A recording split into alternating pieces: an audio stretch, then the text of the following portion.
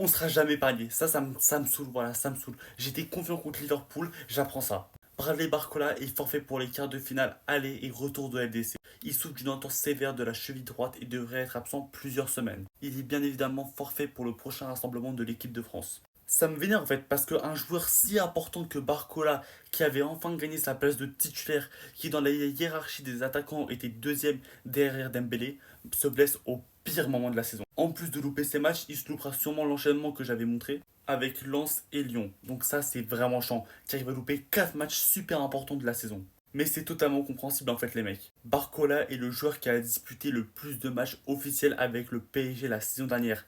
102 matchs. Il devance Vitinha avec 99 matchs. Vitinha va sûrement repasser devant entre temps, mais c'est quand même une dinguerie de se dire ça. Il a joué 102 matchs. Le Français pourrait manquer son premier match de Ligue des Champions. Enfin, du coup, il va manquer son premier match de Ligue des Champions depuis le 25 octobre 2023 contre l'AC Milan.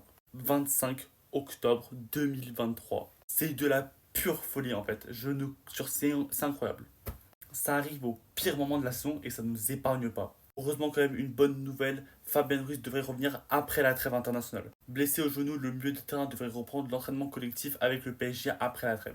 Malgré qu'il favorise l'Espagne au PSG, je trouve ça un peu chiant, mais j'espère qu'on le reverra en tout cas au moins pour les quarts de finale pour qu'on se dise qu'il sera de retour parce que Barcola déjà qu'on nous l'enlève lui c'est chiant. Alors oui on a Désiré Doué et Kvaratskhelia mais j'espère juste que ces deux-là vont se réveiller en fait. Car on sait que Kvaratskhelia, il y a un Kvara en Ligue des Champions et un Kvara en Ligue 1. Donc j'espère qu'il va se motiver et qu'ils vont se dire que comme c'est les seuls ailiers et que Barcola est absent, qu'il faudra peut-être se bouger les fesses.